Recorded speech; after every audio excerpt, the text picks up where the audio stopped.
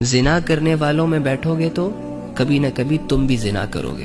گناہ کرنے والوں کے ساتھ بیٹھو گے، اس کا ماحول اختیار کرو گے تو کبھی نہ کبھی گناہوں کی لسٹ تمہیں بھی گھیرے گی. تم بھی گناہ کیے بغیر بچو گے نہیں. آپ کا جیسا ماحول ہوگا آپ کی ویسی پرورش ہوگی. بہت سارے نوجوان موبائلوں کی اسکرین کے سامنے بیٹھے ہوئے ہیں. اب ان موبائل فونز میں انہوں نے اپنے لیے کون سا ماحول بنایا ہوا ہے وہ جانتے ہیں. جیسا ماحول ویسی ان کی پرسنالٹی. اگر وہ لوگ صرف اس موبائل کو ہی اچھے طریقے سے استعمال کرنا شروع کر دیں، اچھے کنٹینٹ دیکھنا سٹارٹ کر دیں، علمی لوگوں کو سننا شروع کر دیں، اپنا یہ انوائرمنٹ چینج کر لیں، تو جو بندہ موبائل کی وجہ سے خراب ہو سکتا ہے وہ بندہ اس موبائل فون کا صحیح استعمال کر کے کسی حد تک ٹھیک بھی ہو سکتا ہے. لیکن ایکچولی ہم اپنے آپ کو ٹھیک نہیں کرنا چاہ رہے. بند کرو یار یہ خود کو دھوکے دینا.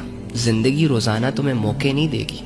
اگر آج تم سے تمہاری نظروں کا نہیں پوچھا جا رہا نا تو اس کا یہ مطلب نہیں ہے کہ تم سے پوچھا نہیں جائے گا. اگر آج تمہارے گندے اعمال، تمہارے گناہوں پر، تمہارے عیبوں پر اللہ پردے ڈال رہا ہے نا تو اس کا یہ مطلب نہیں ہے کہ وہ سارے اعمال ہواؤں میں اڑ رہے ہیں. کوئی حساب کتاب نہیں ہوگا. یاد رکھنا کہ ہر اکڑ کی پکڑ بھی ہے، اور پکڑنے والا کون ہے پتہ؟ جس کی پکڑ سے کوئی کسی کو چھڑا نہیں سکتا. بڑے بڑے فرعونوں نے اپنی فرعونیت سے بہت کم عرصے تک فائدہ اٹھایا.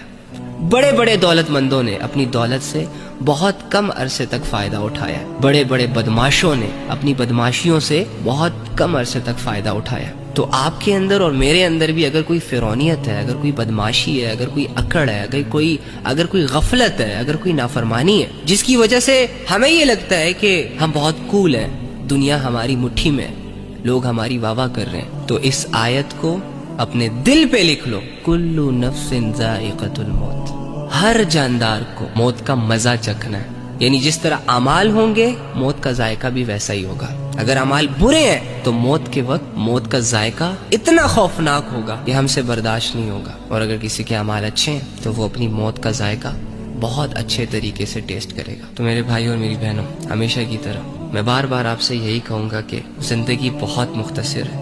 آج کے دن بہت سارے لوگ قبروں میں اتر چکے ہیں. آج کے دن بہت سارے لوگ اپنے گھر چھوڑ چکے ہیں، اپنے بیوی بچوں مال و دولت کو خیر آباد کہہ چکے ہیں.